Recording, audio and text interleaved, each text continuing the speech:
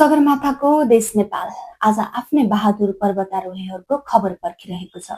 आज नेपालका लागि निकै नै दुःखद दिन बनेको छ। पाकिस्तानको ब्रड पिकमा गएको हिम पहिरोपछि नेपाली पर्वतारोहण क्षेत्र नै शोक र चिन्तामा छ।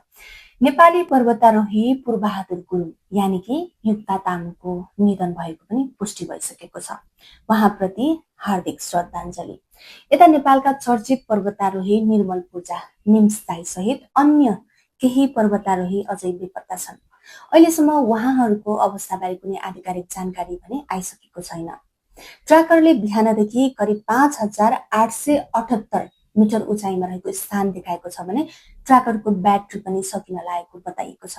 बिहानदेखि हेलिकप्टर र जमिनबाट निरन्तर खोजी भइरहे पनि अहिले नेपाल मात्र नभएर विश्वका पर्वतारोहण समुदायको ध्यान नै यही घटनामा केन्द्रित भइसकेको छ। यसैबीच नेपाल पर्वतारोहण सङ्घले नेपालका लागि पाकिस्तानी राजदूतसँग भेट गर्दै खोजी तथा उद्धार अभियानलाई अझ तीव्र बनाउन आग्रह पनि गरिसकेको छ। यसले नेपालले पनि यो घटनालाई गम्भीर रूपमा लिएको देखिन्छ।